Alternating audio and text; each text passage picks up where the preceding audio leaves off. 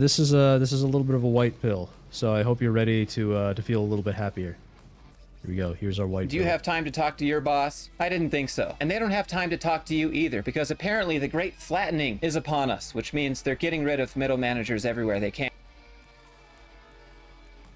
Doesn't that just fill you with joy, chat? This flattening. They're getting rid of middle managers everywhere. My heart became filled with warmth, pride, and childlike joy. I mean, really, it's just such good news. I just felt so good. I just felt so good hearing that. Impossible, I'm always miserable. Well, I would hope this would cheer you up a little bit. Wait, what? Yeah. Yeah. Middle managers. They're getting fired. Nobody likes those people. They can, and just replacing them with AI. And if they can't give it to AI, then they're just offloading all of that to the remaining managers. Now, when you look at the news, they'll tell you that companies are doing it to reduce hierarchy, become more nimble, and give employees more autonomy. No, not really. They're just firing people, and shareholders always need a reason to squeeze out those profits. Fewer managers means less payroll, and if payroll is down, then the shareholders clap. Everyone else, they just get more work. Managers are overseeing more people as companies, large and small, got layers of middle management. Google recently said it cut 35% of its managers. Intel eliminated 50% of its manager layers. Match Group. And yeah, like he said, don't let them sell this to you as they're trying to flatten hierarchies or whatever. They're just trying to save money. But for once, corporate greed is working in mankind's favor. I mean, truly, this is just... I mean, if this isn't a white pill, I don't know what is. Match Group here. This one's actually kind of funny. You know, the company that runs Tinder and Hinge and Match and OkCupid and Plenty of Fish and This also makes me very happy to see that all the crappy dating apps, they're all dying. Chispa and all these other ones, apparently they all cut 20% of their managers, and I find that funny because you're telling me that there's actually someone at that company that's not a bot? Down here they say hurried managers, and if you're like me and thought that was supposed to be hurried, no, that's actually a word. It means stressed. Yeah, I had to look it up. Anyways, stressed managers need to find new strategies to run ever larger teams and keep up with an ever-expanding list of duties. Many employees say they need to tuck up their accomplishments because the boss is too busy to notice, and they have just a few minutes to do it. And both sides agree, only high-performing self-starters thrive. So The dating apps are dying, but where am I supposed to go now for chicks to ignore me? Anywhere, really. I like to do it at my local Target. There are a lot of hot girls at my local Target that ignore me, you know. That works really well. You could go to pretty much anywhere, really. in this part of the article, they just admit that And the best part is you don't even have to talk to them. You don't have to do any swiping. You don't have to put any work in. They'll just ignore you. They'll just ignore you. It's great. And you don't have to worry about swiping a million times, getting no matches, and then feeling bad about yourself.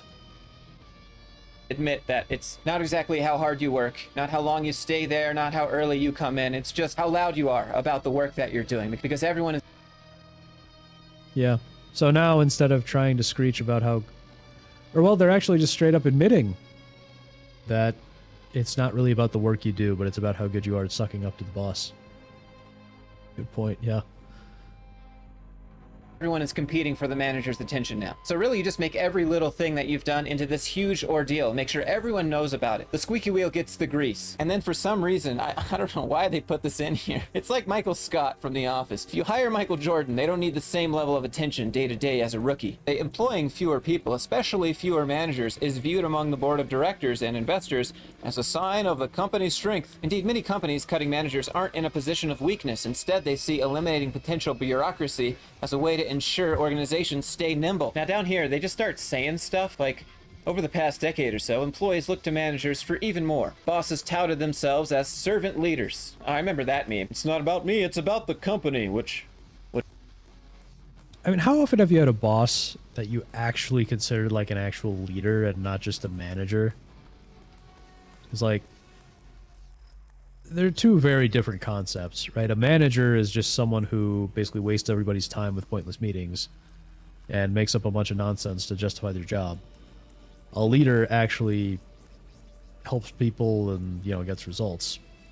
And how many times have you had a boss that was a leader and not just a manager? I'd say it's very few.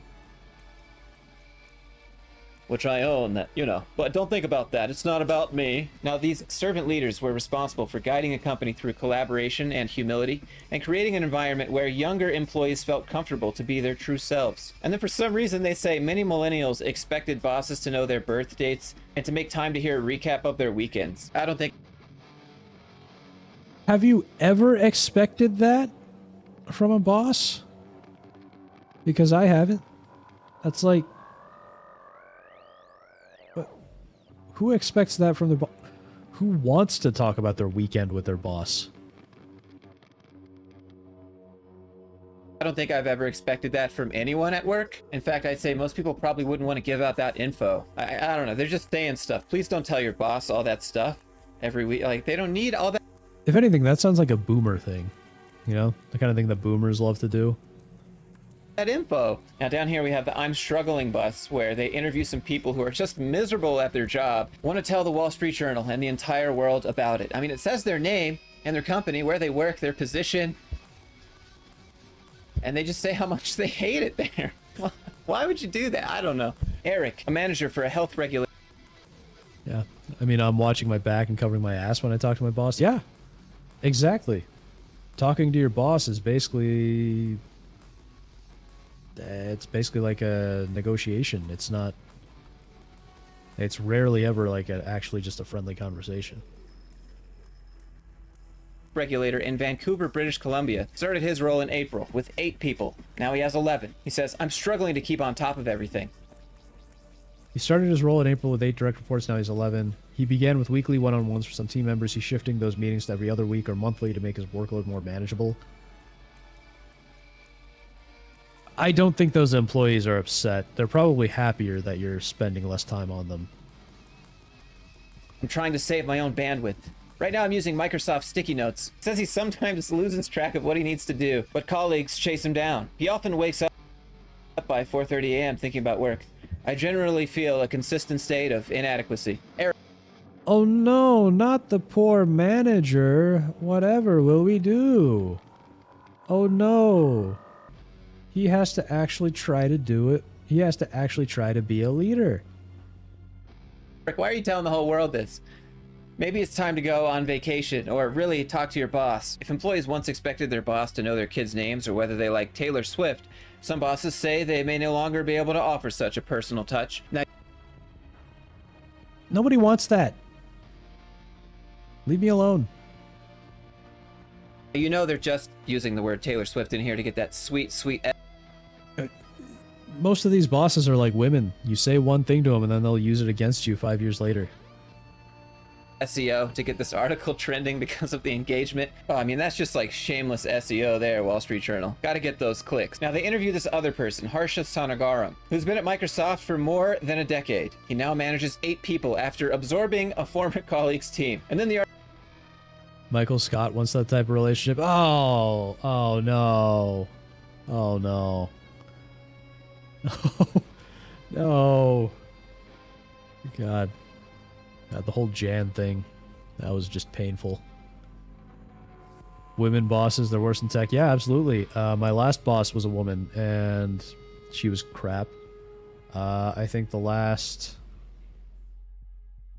Yeah, I think every female boss I've ever had has been absolute crap. At least my boss's boss is garbage, yeah. Yeah, the least competent people are the ones who tend to end up moving up the chain because they're good with people pleasing, but they're not so good at doing the actual work. She doesn't even know what a CMOS battery or even what a computer core is. Okay, I know a CMOS battery, but I don't think I've ever heard the term computer core snap. And now she's leading our department. Of course she is. Beautiful. Oh, are you talking about like a... Are you talking about a CPU core? But yeah, it's like... Okay, yeah, a CPU core. Okay, that makes more sense. Yeah.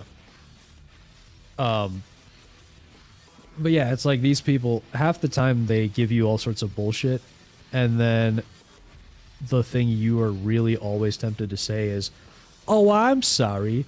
Do you want to do the work?" Because you know that they could not handle doing your job at all.